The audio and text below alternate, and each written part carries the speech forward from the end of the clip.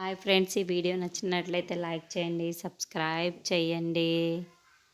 Yashodhar పద్మావతికి phone చేస్తూ ఉంటాడు. ఇంతలో అక్కడున్న పద్మావతి మాత్రం ఆ ఫోన్ని లిఫ్ట్ చేసి చెప్పండి సార్ అని అడుగుతూ ఉంటుంది. ఆ మాటలు వినగానే అక్కడున్న యశోధర్ మాత్రం, ఏంటి పద్మావతి, నన్ను ఎందుకు అలా పిలుస్తున్నావు? కాల్ మీ యశోధర్, లేకపోతే యష్ అని చెప్పు అని పిలువంటాడు.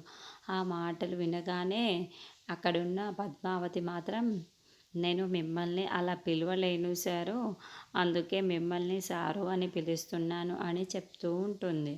ఆ మాటలు వినగానే అక్కడున్న యశోధర్ మాత్రం, నువ్వు నన్ను అలా పిలవడం నాకు ఇష్టం లేదు పద్మావతి.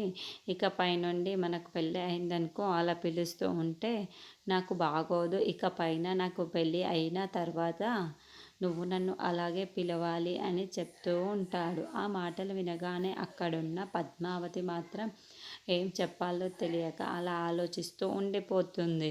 ఇక నేను చనిపోయినా సరే నువ్వు నన్ను అలాగే పిలవాలి అని అంటూ ఉంటాడు. ఆ మాటలు వినగానే అక్కడున్న వాళ్ళ అమ్మ మాత్రం తన దగ్గరకు వచ్చి యశోధర్ని గట్టిగా చెంప మీద కొడుతూ ఉంటుంది. ఏంట్రా, ఏం మాట్లాడుతున్నావు, నువ్వు చనిపోతావా అని అంటూ ఉంటుంది. ఆ మాటలు వినగానే అక్కడున్న యశోధర్ మాత్రం ఒక్కసారిగా షాక్ అయిపోతూ ఉంటాడు.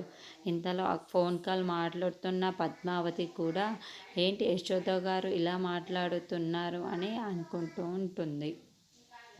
ఇంతలో ఇంతలో వాళ్ళ అమ్మ కొట్టడాన్ని చూసి పద్మావతి మాత్రం షాక్ అయిపోయి, ఎందుకు యశోధర్ గారు ఇంత మంచి వాళ్ళు, ఎందుకు అతనికే ఇలా జరుగుతుంది, ఏంటి శ్రీనివాస, మంచి వాళ్ళకే ఇలా చేస్తావా అని చాలా బాధపడుతూ ఉంటుంది.